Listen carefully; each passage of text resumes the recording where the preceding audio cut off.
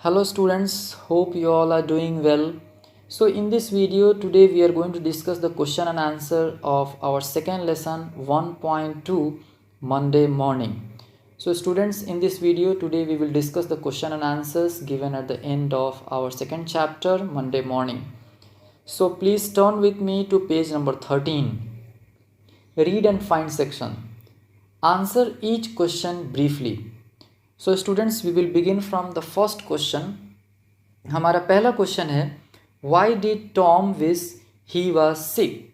तो टॉम ऐसा क्यों इच्छा करता है कि वो बीमार रहे. तो आंसर है he could then stay home from school. क्योंकि वो घर पे रह सकता है इंस्टेड ऑफ गोइंग स्कूल. उसके स्कूल जाना नहीं पड़ेगा टॉम को and he could stay home. वो घर पे रह सकता है. सेकेंड क्वेश्चन है what was wrong with Tom's to.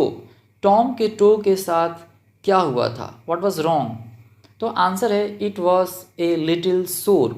तो सोर वर्ड जो है usually it is used for the part of a body. Okay, तो व्हाट इज सोर. सोर is something very painful specially when touched. जब हम उसको छूते हैं तो काफ़ी ज़्यादा दर्द होता है. Already we have come across this word in the story.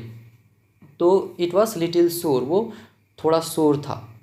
Third question है why did Tom decide to hold his loose tooth in reserve. Tom ऐसा क्यों डिसाइड करता है, वो ऐसा क्यों सोचता है कि उसका जो लूज टूथ है उसको वो रिजर्व में रखेगा. तो आंसर है he fear that his aunt would pull it out and it would hurt. Now Tom जो है वो ऐसा फियर कर रहा था, ऐसा डर रहा था कि his aunt would pull it out, यानी उसकी आंट जो है उसको खींच देगी एंड इट वुड हर्ट, और ये जो है उसको काफ़ी दर्द देगा. नाउ फोर्थ क्वेश्चन है what was seed doing while Tom was groaning. यानी सीड क्या कर रहा था जब टॉम जो है ग्रोनिंग कर रहा था. जब वो करा रहा था तो सीड क्या कर रहा था. आंसर है seed was in deep sleep and was snoring. Seed जो है एकदम गहरे नींद में था and was snoring. Snoring means a sort of sound produce when somebody is sleeping. तो कभी कभी क्या होता है जब किसी किसी का आदत होता है सोने के वक्त एक साउंड निकालना, जिसको कहते हैं खर्राटे मारना. तो seed was in deep sleep, काफ़ी वो गहरे नींद में था एंड ही वॉज स्नोरिंग, और वो खर्राटे ले रहा था. फिफ्थ क्वेश्चन है What did Tom do to make Sid wake up. यानी टॉम ने क्या किया सीड को वेकअप करने के लिए, यानी उसको जगाने के लिए. तो आंसर है seed woke up only when Tom shook him. यानी सीड तब जगता है जब टॉम ने उसको शूक किया, तभी सीड जो है जगता है. सिक्स्थ क्वेश्चन है why did aunt Polly ask Tom to shut up and climb out of his bed. Now aunt Polly ऐसा क्यों कहती है टॉम को कि shut up and climb out of his bed, यानी ये सब कुछ ये नाटक बंद करो और बेड से नीचे जाओ. ऐसा क्यों कहती है. आंसर है she saw that there was nothing serious with Tom and he was just fooling. यानी आंट पॉली ऐसा देखती है कि टॉम के साथ ऐसा कुछ भी सीरियस नहीं है and he was just fooling, और वो केवल बेवकूफ़ बना रहा है. नाउ अभी हमारा सेवेंथ क्वेश्चन है describe aunt Polly's dental instrument. यानी आंट पॉली का जो डेंटल इंस्ट्रूमेंट है उसके बारे में हमें डिस्क्राइब करना है, उसके बारे में हमें बताना है. तो आंसर है it was just a silk thread and a pan of burning coals. यानी कि आंट पॉली का जो डेंटल इंस्ट्रूमेंट था उसमें क्या थे, एक सिल्क थ्रेड था and a pan of burning coals. Okay, तो ऑलरेडी हमने स्टोरी में देखा कि आंट पॉली ने क्या मंगवाया था, सिल्क थ्रेड मंगवाया था एंड चंक ऑफ फायर्स मंगवाया था एक पैन में. तो वो जो था उनका डेंटल इंस्ट्रूमेंट था. नाउ एट्थ क्वेश्चन है how did aunt Polly pull out Tom's loose tooth. यानी आंट पॉली ने टॉम का जो लूज टूथ था वो कैसे पुल आउट किया, यानी कैसे खींचा. What does this show about her character. तो ये उनके कैरेक्टर के ऊपर, उनका कैरेक्टर के बारे में ये क्या दर्शाता है, क्या दिखाता है. आंसर है she tied one end of the silk thread to Tom's tooth, यानी कि वो सिल्क थ्रेड जो होता है वो एक एंड जो है वो टॉम के टूथ में वो टाई कर देती है aunt Polly. She tied the other end to the bed post, और दूसरे एंड को वो बेड पोस्ट में टाई कर देती है। Then she took a pan of burning coals, और फिर उसके बाद वो एक पैन में बर्निंग कोल्स को लेती है।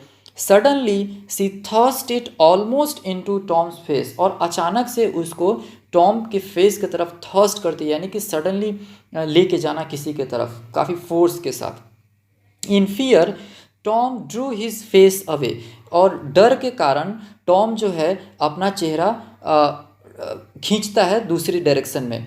इन fear Tom Drew his face away, और वो अपने चेहरे को दूसरी डायरेक्शन में खींचता है।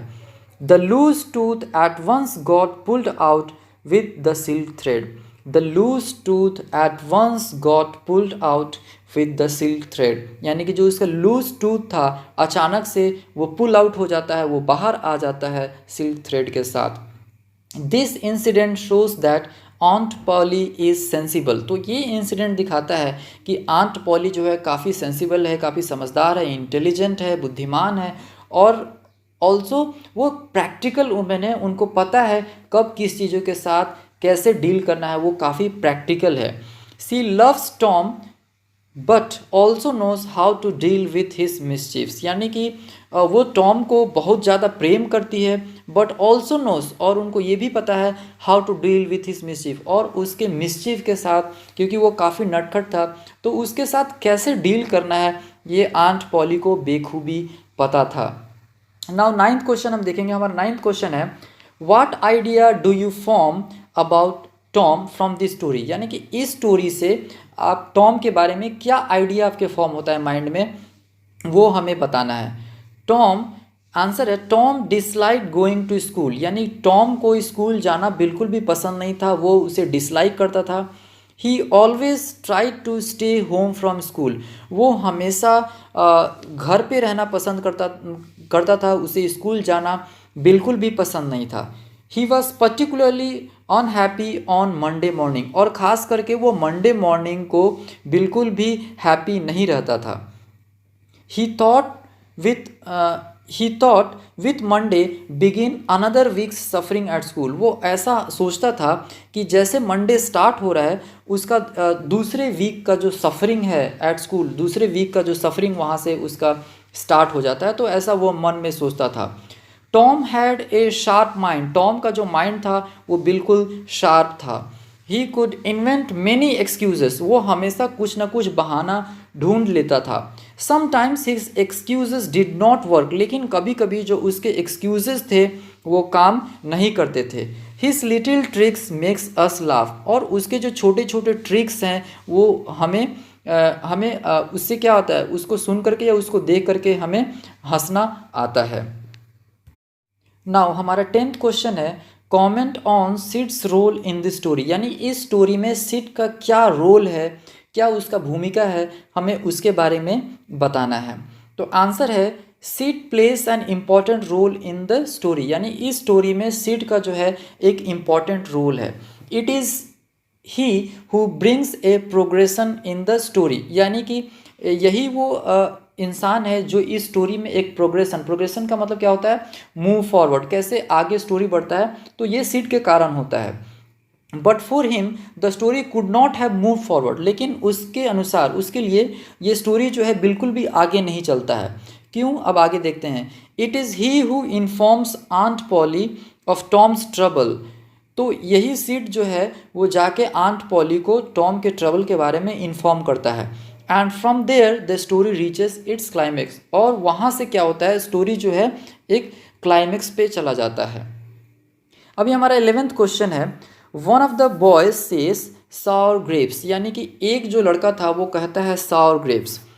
Y does he say that, वो ऐसा क्यों कहता है, and what does he mean by it, और उसके सावर ग्रेप से वो क्या मीन करता है, वो क्या बताना चाह रहा है। आंसर हम डिस्कस करेंगे। We say sour grapes for someone who pretends to dislike something, हम सावर ग्रेप्स उसके लिए यूज़ करते हैं हु प्रिटेंड्स, वो ऐसा दिखावा करता है जो कि ऐसा उसको कुछ पसंद नहीं है, to dislike something which he himself can not have or do, या वो खुद से उसको पा नहीं सकता है या वो खुद से उसको कर नहीं सकता है।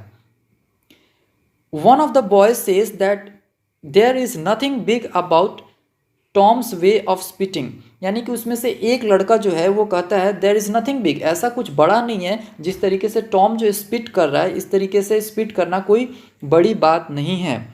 ही says this because he himself can't do it, वो ऐसा इसलिए कहता है क्योंकि वो खुद से इस तरीके से कर नहीं पाता है।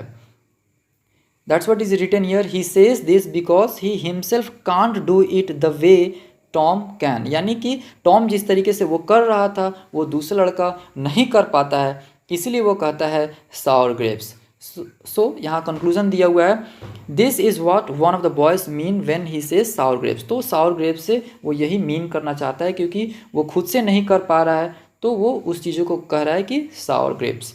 नाउ हमारा 12th क्वेश्चन है, what was Tom's trial and what was the compensation he got, यानी टॉम का जो ट्रायल है उसने कौन कौन सा ट्रायल किया, किस किस चीज़ को कोशिश किया करने के लिए so that he can stay home, and what was the compensation, और उसको क्या कॉम्पनसेशन मिला उसके बदले में।